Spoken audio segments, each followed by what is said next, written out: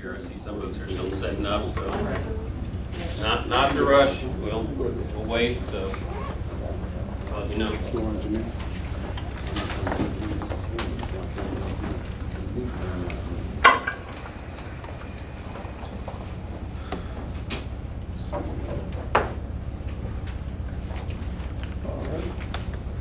Whenever you're ready. That's ready? Mm-hmm. Everybody set? Yes. All right. Good afternoon. I'm Richard Biehl, Director and Chief of Police for the City of Dayton. I'd like to provide some additional information concerning the events that occurred in Montgomery County Jail on July 16th and involved the arrest of Mr. Kylen English. I'm going to want to walk you through kind of a time sequence of what occurs within the Montgomery County Jail facility. Then I'm going to allow Lieutenant Carper, who's far more familiar with the video, to walk us through some of those critical events that the video documents. So our first slide, I just want to walk you through some time frames. Again, this is military time, so when you see 2025, that's 8:25 p.m.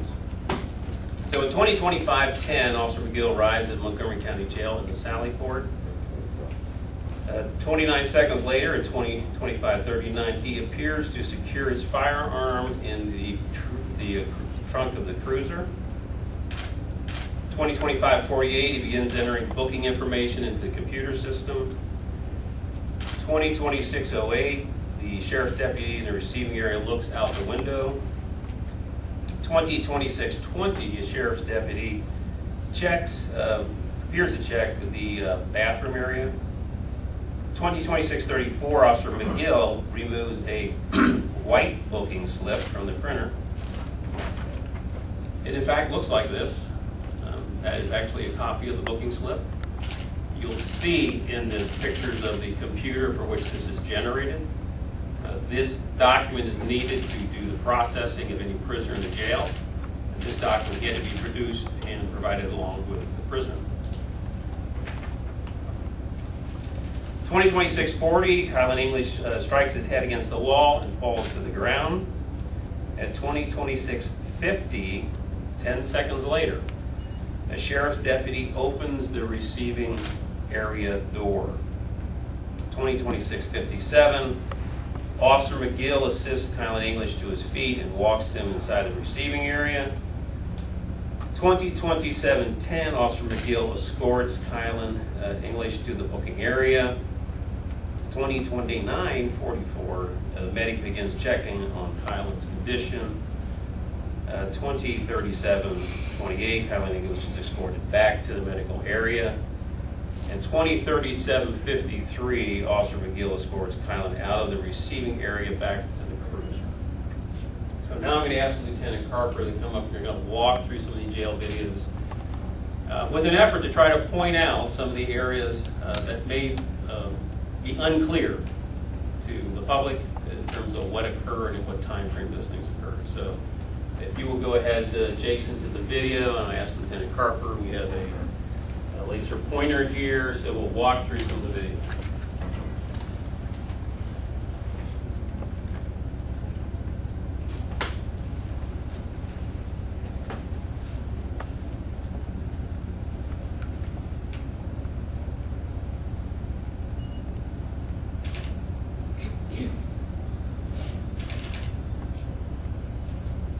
This is immediately after arrival in the jail facility. So this is the parking area.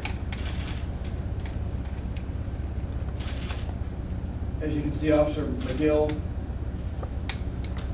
just let Mr. English out of the cruiser. He just appears to secure his firearm in the trunk of the cruiser. And if you want to switch views to the other camera now, he's approaching this area here. We have a still photograph that we'll show you later. And basically those are computer terminals there where the information that's entered, the booking information that has been entered, gets pulled up and printed out at this computer terminal, and that's the paper document that we give to the receiving corrections officers in order to book a prisoner. You can see Mr. English is standing there, looks calm, cooperative. He is rocking back and forth. At the same time, another view from the inside, the receiving room, looking out the window, you can kind of see him rocking back and forth a little bit through the window, wearing the white t-shirt.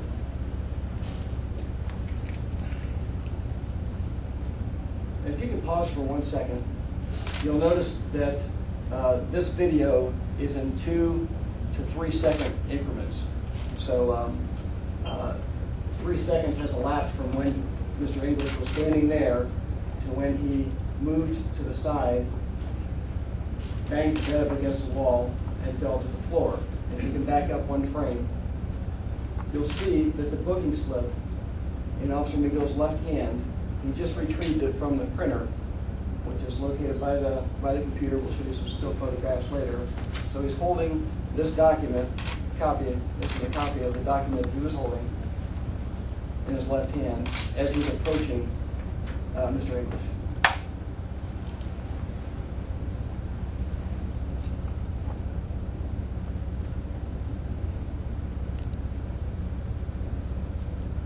After a few seconds, you'll see Officer McGill stand Mr. English up and then walk through this doorway. And then there's another view from inside the doorway where you can see what happened from receiving.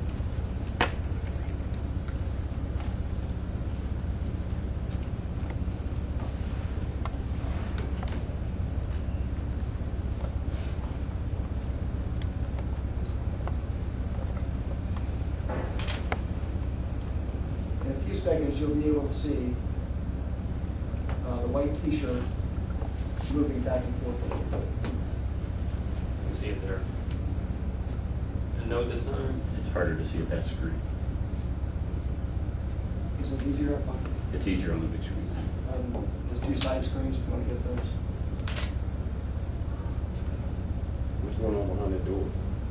See, that was the, I'm sorry. If you can pause that, Jason. The view, what he's looking out into is the sally port. There is no other room. That's the sally port where the cruiser pulled up with the prisoner, where they both got out, where the officer pulled the booking slip off the computer, and where Mr. English banged his head against the wall. They're looking out the receiving room door into the sally port.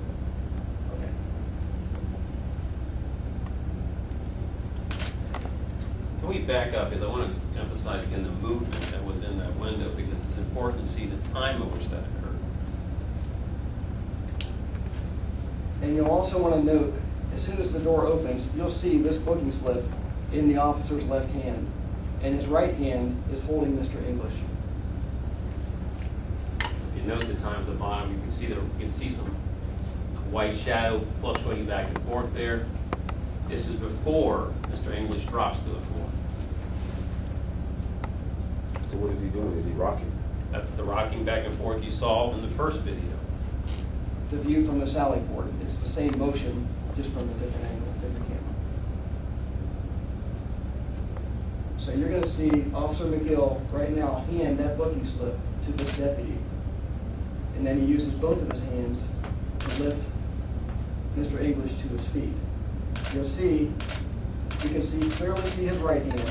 There's nothing in his right hand, and if you back it up a couple frames, Jason, you can clearly see his left hand, and there's nothing in his left hand. That's the hand he just used to, you can clearly see that. That's the hand he just used to hand this document to the deputy so he can use both hands to raise Mr. English to his feet.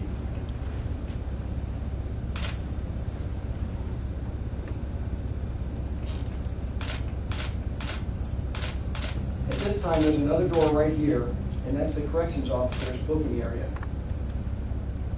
They're now entering that booking area. This is generally where the police officers turn their prisoner over to the corrections officers. Officer McGill is actually going in there with him so he can help support him until some other assistance arrives, and then you'll see him back away and just let the corrections officers deal with Mr. English. And what you'll see in the remainder of the encounter in the booking area is just the corrections officers and medical staff First of all, patting him down, and then sitting him down and giving him medical attention. There's no altercation.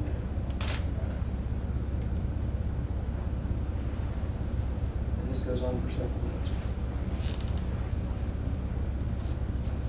There are 3 supervisors, as well as a few corrections officers. A medic will be there within a few seconds, and then a nurse comes a few minutes after that. Why you can't stand up? I don't know that that can be, let me just say that, hold all questions until we are finished with this presentation, please. Because it's better for us to go through the entire thing, and then if there's questions, we'll see if we can answer those questions. Some questions may not be able to be answered. You may not have the information. Some information may never be able to be answered. So let us finish.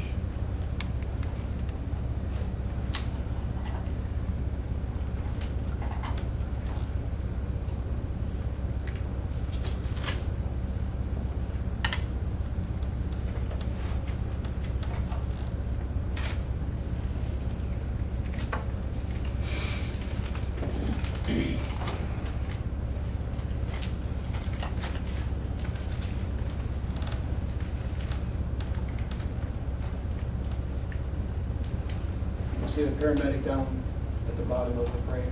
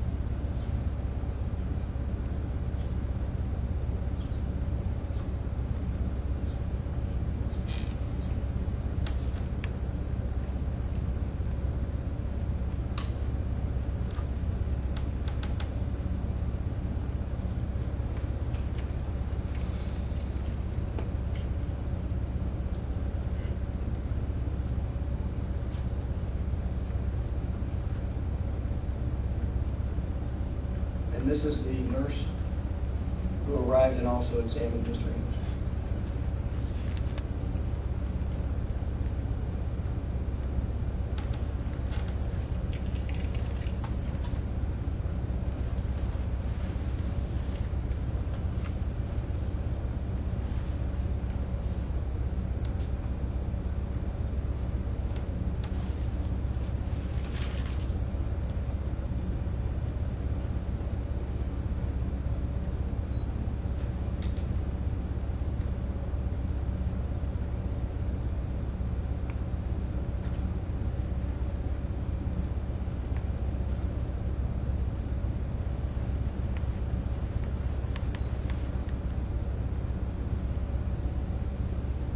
At some point, the determination is made by the medical staff that the prisoner will be refused, that they want the prisoner to be released by a hospital before he's admitted back into the jail. And that's when Officer McGill takes custody of the prisoner again and takes the receiver.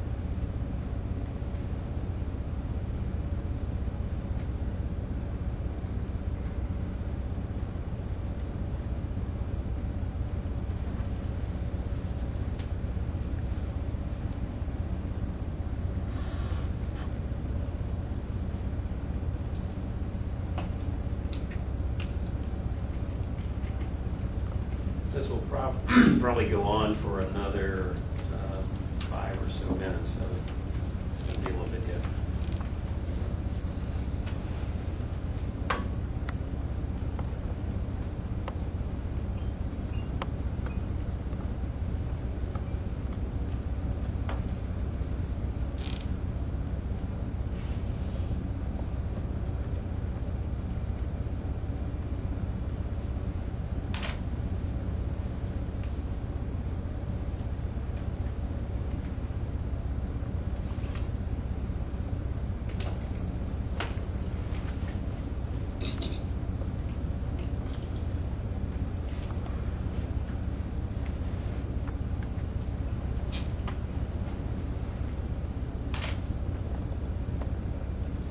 Okay, they're walking back into the receiving room. Jason, if you can switch views. And Officer McGill will again take custody of Mr. English.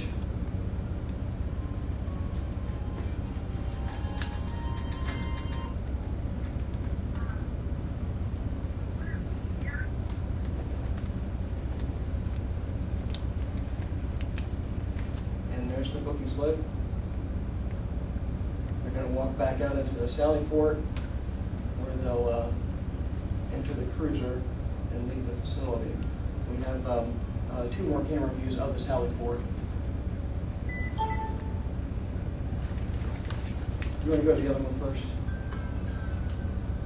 Capture them coming out of the receiving room. So they'll be exiting right here.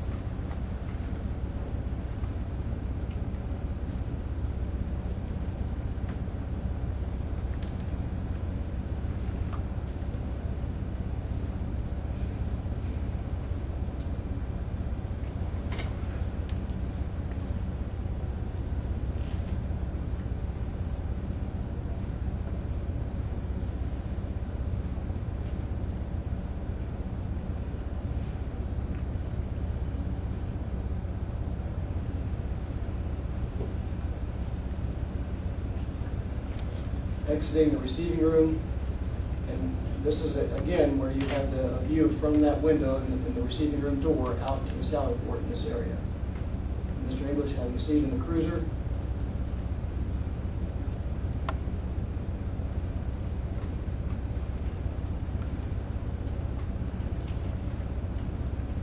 Still holding the booking slip, and appears to be retrieving his firearm from the trunk of the cruiser. We didn't state before, it's the policy of the Sheriff's Office that firearms are not permitted into the receiving room or jail area. So they had to be secured either in a cruiser or a locker that they have provided in the Sally Port.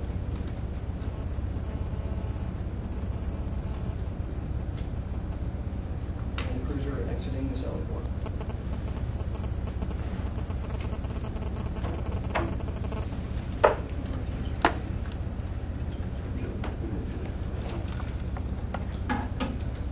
So that's the jail video. We are going to show you also the transport videos. There's 2 of those, from the jail to the hospital, and from the hospital back to ultimately the Salem Avenue Bridge where this incident occurred. Just to give you a little bit of information about the audio from a mobile video recorder, you'll be hearing this. At 20:42, Officer McGill exits the jail, activates his in-car camera during a transport to the hospital. No words were spoken by either party. I will mention once again, the officer utilizes the exceptional good judgment to capture the transport, both video and audio, under circumstances which it is not required by departmental policy. He takes the added step of recording this transport. The arrival at Grandview Hospital is 20:45:46. At 21:35:27, Officer McGill activates the in-car camera before being transported back to jail. 21:35:35, Officer McGill says 537 dispatch, transporting adult male to jail again, and then states the mileage. 21:36:07, Officer McGill says, Kylen, just so you know, if you start acting goofy again, it's going to be on camera this time. I mean, just for what it's worth. And he follows up about 9 seconds later and says, I'd hate for you to have to pay for the medical bill. Then at 21:36:39, Mr. English says, do you believe you go to heaven if you kill yourself? And 21:37:44, Officer McGill, as he's turning on to the Salem Avenue Bridge, responds, it depends what you believe in. The rest of that video you have already seen. That was released well over a week ago, so we're not going to repeat the video from the events that happened on the Salem Avenue Bridge. We will show you the video from the jail to the hospital, and from the hospital to the Salem Avenue Bridge. So we will now show that video. It'll be a little while, so I'm going to take it off.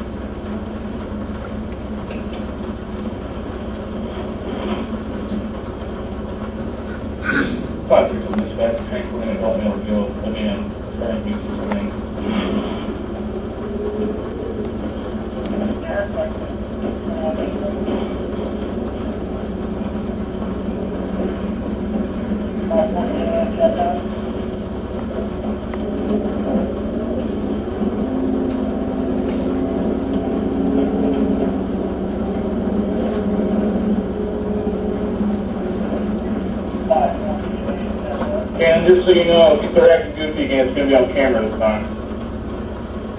So, only just for what it's worth. I hate for you to have to pay for my medical bill. I can't hear you.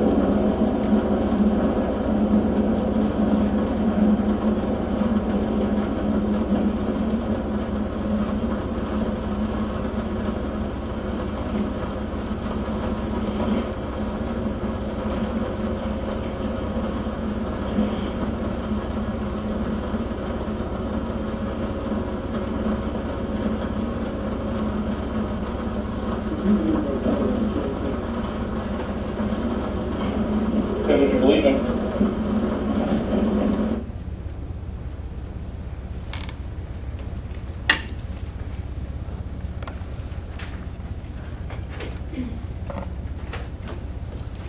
Okay, now you'll be looking at a copy of the report that is generated from the computer chip that is in the taser issued to Officer McGill. This report spans the time from, I have to use the pointer here, from July 15th, 2011 through July 17th, 2011, which obviously would include the date of the 16th, which is the date this event occurred. You can see there is one discharge of the taser. It indicates the duration of it, so how many seconds the discharge is. It gives the time. This is in GMT is Mountain Time. I think that's Mountain Time. What is it called, G? Greenwich, now like Greenwich. Local time, which I can't tell you what it is right here. It's 15:49. So this is 3:49 p.m. So this is in the afternoon on the 16th. The officers routinely test their taser before entering the field to ensure, in fact, that equipment is functioning properly. That's what this test is. There is no other discharge reported, period. This number here indicates the report. This is the taser for which this report is attached. That's the taser number, serial number. This is the record from when Officer McGill entered the academy and graduated in 2007. The hand kept a record on index cards. This is an indication that he was issued this taser number. And that taser number, in fact, corresponds to this record. So that is the taser record for Officer McGill.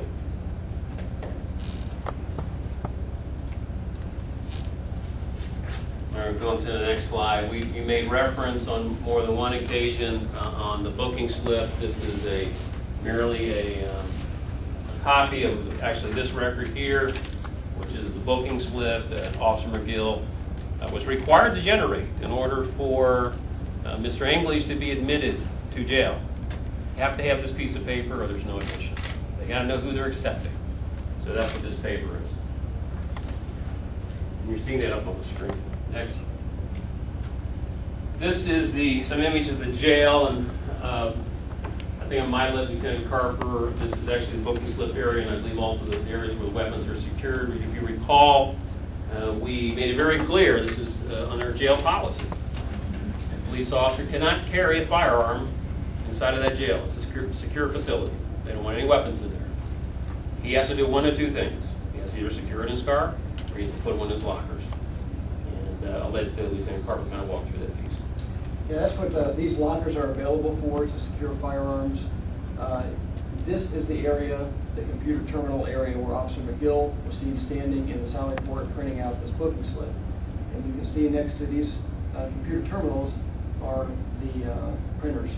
That's where they're located. This is where Mr. English was standing, and seen in the Sally Port standing is just a still photo from a different angle, showing a perspective with the computer terminals in relation to where he was standing. That is the receiving room door, and the window is right about there, where you can see out the window from the receiving room door into the Sally Port area. So that is right there is where Mr. English was standing when he hit his head against the wall and fell to the floor, and then was subsequently lifted up and escorted into the receiving room area. Once again, this is a little bit closer view of the weapon lockers and secure officers' weapons before they enter into the jail facility. Next slide, please. You can see the window up there from the receiving room door also. So you might have to give some explanation so folks don't be seeing. This is just it's just a close-up of that corner. If you want to back up one, it's just a close-up of this corner. It comes out approximately 2.5 feet from the receiving room door out into the Sally Port to allow for the locker storage. Next slide. So once again, we are mentioning this is a preliminary investigation. This investigation continues into this tragic event. We are looking for anyone who has information to contact the Professional Secrets Bureau at 333-1018. So until this investigation is concluded, it is improper and irresponsible to come to any conclusions about the propriety of the officer's action involved. That's the purpose of the investigation. With that, open to questions. It seems that everything is on tape. Where is that for 2 seconds where he hit his head against the wall? Yeah, I don't know if you caught that, Megan. I think Lieutenant Carper mentioned that the prisoner processing area past that door is continuous recording. Outside in the Sally Port is interval recording, so it captures snapshots of time with gaps in between. That's the way it's recorded. Obviously, the more video you record, the more storage capacity you need to have. The sheriff processes a lot of prisoners, and basically that's the recording system that exists at the jail. I just wondered, did I miss it? Did it go back to him on the ground at any point then? I think the view you can see him on the ground once he goes down is when the interior door is open and the deputy comes in, he's lifted off the ground. So that's really the next view. Unfortunately, the way this camera is structured, you have those objects in the way, so you really can't see what's going on the ground. You can see Officer McGill bent over, no large muscle movements, no large gesturing, basically just bent over. You also, that period of time, correct me if I'm wrong, that is a 10-second period from when he goes down to that inner door opens, so you can see he's on the ground. We're talking about 10 seconds. We saw what you characterized as, Lieutenant Carper characterized as Officer McGill placing his sidearm in the trunk of his car. Appears to be, we said. It appears to be, exactly. Where was his taser? His taser would have still been on his belt. Tasers are permitted inside the jail, and they're worn cross-draw. So we don't want officers to confuse the taser for a gun. If a taser's needed, that's less lethal force, and so we don't want a confusion between a firearm and a taser. So the taser is worn cross-draw. So to access that, the officer has to go, if he's right-handed, go to the left side of his gun belt to access that. The gun is worn on the right for right-sided officers. And what color is that taser? We have one here somewhere. I think our It's picture. black with yellow stripes. Do we not have one, or do we? Yes. All officers are issued the same model taser. So we have one that we can show you, show what it looks like. This is what the cartridge attached to. This one will give them a safe direction here. So this is with the cartridge. It can be utilized without the cartridge, but this is how it is typically carried. And it's out of this cartridge that these probes are deployed.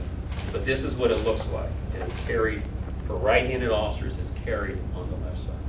And when the probes are deployed, is there anything else that's deployed?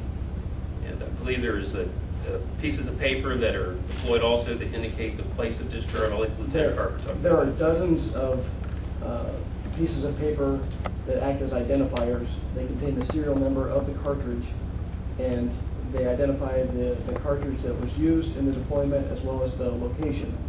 And so there are dozens of small pieces of paper, 2 20-foot plus wires with the barbs at the end. That all comes out of that cartridge. So, and then the yellow and black striped doors in the front of the cartridge also come off. So all that would be at the scene of where someone had deployed a taser. And was any of that material recovered from the salad port? No, it was not. Chief, Yes, sir. why does it seem as though when he was first got out of the car and he was going to the placement area, he seemed very upright and under control, but when he left, he seemed as though he was, just kind of out of it, like he barely could stand and bent all over and so forth. I don't know that we certainly can't say that at this time, why that reason is. I don't know that we'll be able to resolve that in this investigation. We do know he struck his head, according to the officer's statement the night of. So is there an impact? Is there some impact or some effect of that? It's not certain.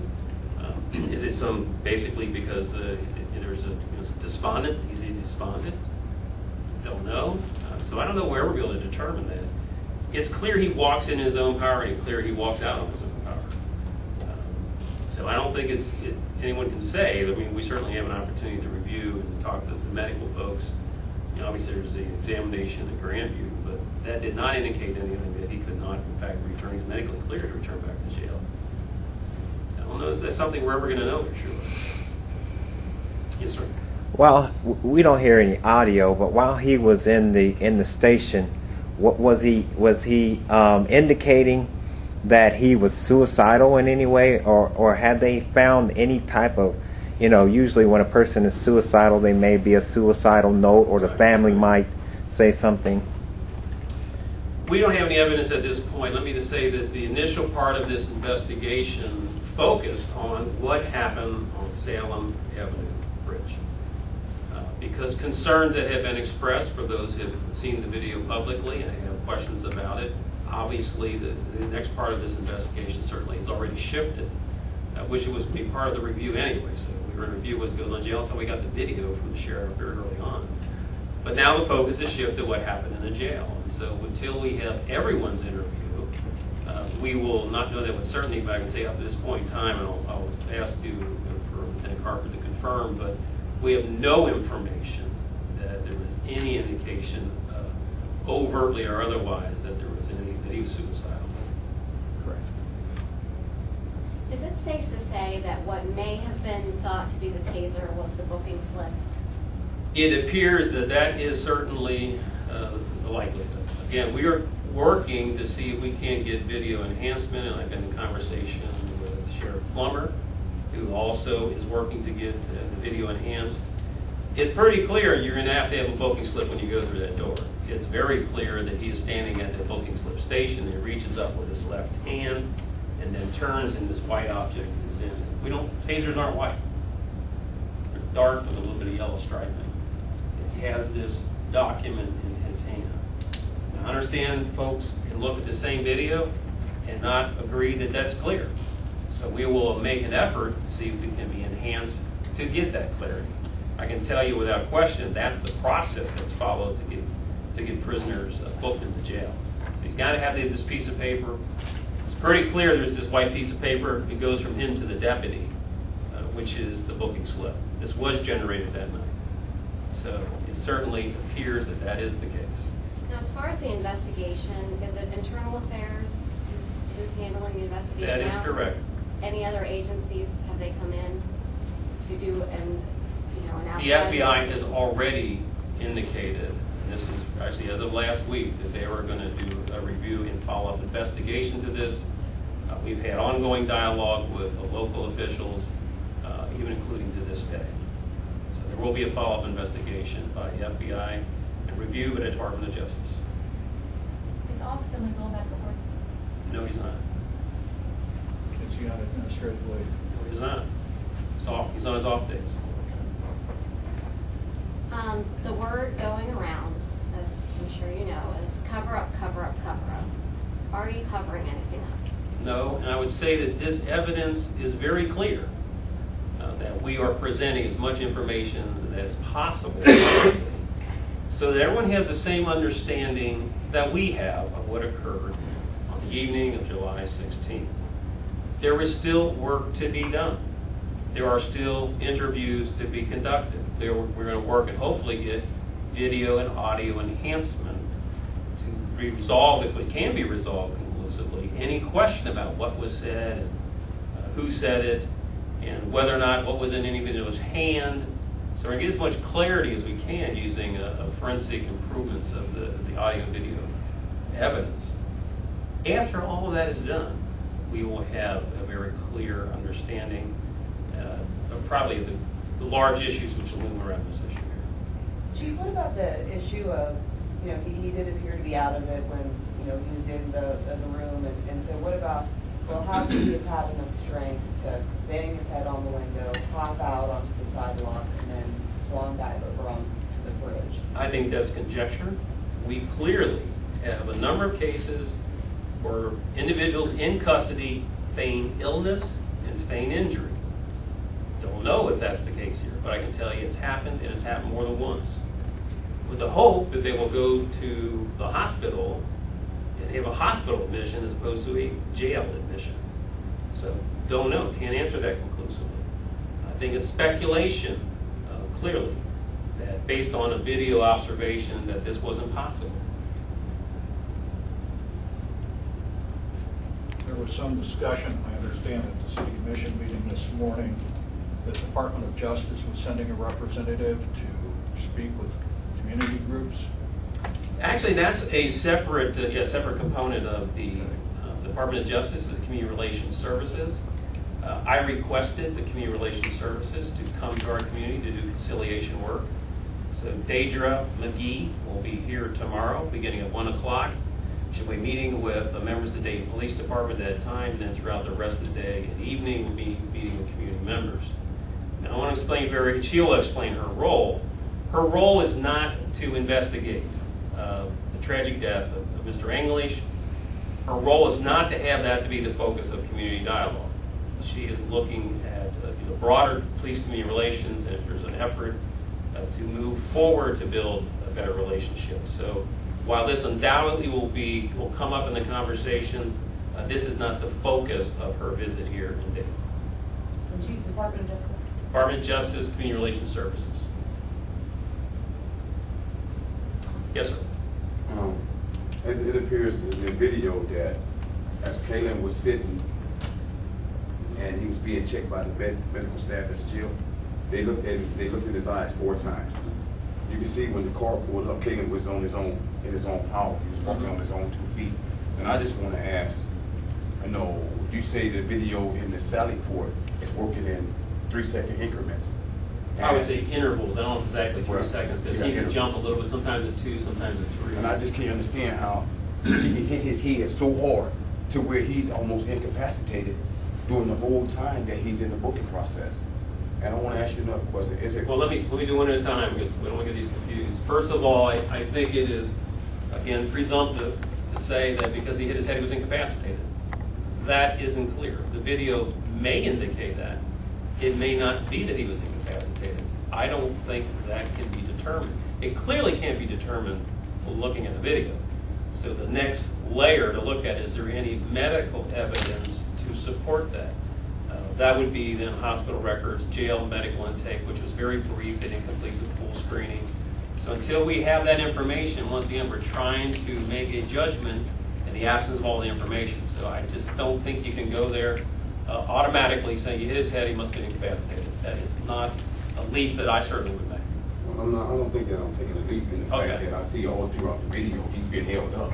He's been held up by Officer McGill when he's brought in, and then as he's sitting there, he falls and he's held up again by Officer Officer Evans. Okay, so that's why, you know, I came to the conclusion that, you know, he wasn't fully mobile. Sure.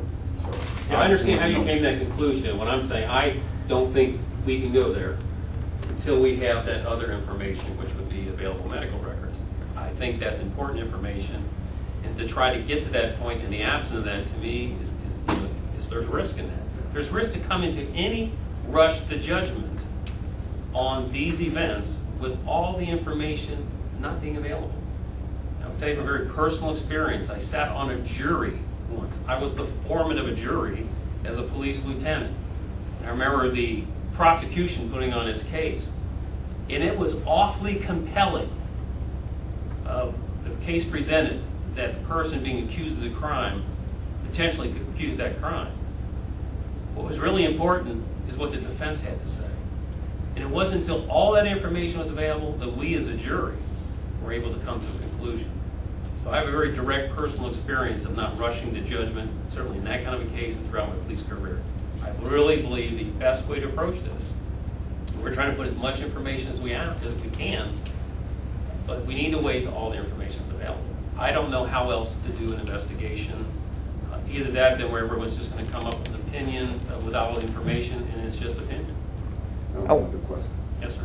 Under the condition that Kylen was in when he was transported out of the Sally Port and taken to Grandview Hospital by Officer McGill, you know, the passage back to the county jail, 1 block away from the county jail, do you think that Kylen was capable of buttoning his head and knocking the window out and jumping out of that car and jumping over the bridge?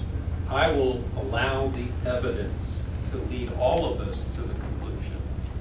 That's what I'm going to do. All of the evidence. Okay? Thank you. I just wanted to know about the reaction time on the officer's part. Busting out his head, falling out the window, and I think that they have, the news said that there have been reports of the windows being busted out before, but it seems like if he was lethargic and then he hit his head once again on the window, then he has time to jump out the window. I'm just asking about the officer's reaction time that allowed him to literally fall out the window, run, jump over the bridge. You're talking about at the most 4 to 5 seconds. At most 4 to 5 seconds. That's when you see the car rock, which means it's finally stopped. There's about 4 to 5 seconds before then the officer gives that excited utterance, which is an indication that Mr. English had already jumped off the bridge. So, how quick can you move in 4 to 5 seconds out of a seated position in a car? That's what's at issue here. It is a very, very short period of time, particularly when you have to go around the car because the individual's on the other side of the car. Now, the reporter was saying something about the windows, that they didn't want to reinforce the windows because of harm to the I guess the occupant in the car. There's a downside to using metal to create greater security because individuals can in fact injure themselves on that metal. So there's a downside to everything. The other thing is that we could probably, I mean, technology I'm sure exists. We can make it impossible for somebody to get out of that back seat. But should there be an accident that occurs where we can't get in and the person can't get out, now they're trapped. So there's a car fire, the person in the back seat, we can't get in, they can't get out. Very tragic consequences. So it's a balance between security and then risk from injury for other reasons. It's a balance. All right, that will conclude today's interview. I don't necessarily anticipate any interviews in the very immediate future, but should the need arise, we will make that decision. Your questions. Do you feel like your questions have been answered, or how do you feel this week? No, I don't think all of my questions have been answered. One of the reasons I feel like my questions have been answered is there is no injury on this young man. There's no broken bones. There's no breaking of the skin. There's no swelling. So how, if you hit your head up against the door of the cruiser and getting through the window and jumping over the bridge, and that there is no evidence that you have any bruises on the back. From what he says, that's the next step in the investigation. But as far as the video, what was going on in the jail, do you still believe he was tased? I believe they have to prove to me that he wasn't tased. They haven't proved that they didn't have a taser. Who knows what happened behind the sally door? Somebody else could have had a taser. This man was apparently lethargic, had trouble standing up, kept bending over, had to be helped up. When the door was open, why was he on the ground in the first place? That has to be explained. And another thing, you had a witness on the bridge, but you had another witness who was on the bridge who saw everything and is afraid to come forward. I really think the Department of Justice is coming in, but SCLC has asked for the Department of Justice Civil Rights Division to investigate. What makes me think that all the things haven't came out with the police department is how can you police yourself if you don't have another agency actively involved in an investigation? We asked for them to put citizens on this investigation so that we would be able to get the truth of the matter. They said they would take that under consideration. Didn't seem to be able to do that. We asked for the officer to be put on administrative leave. They seem not to be able to do that. They could put him on desk duty. So the community is still dissatisfied. We still support the family. We still have some questions, like the family has questions.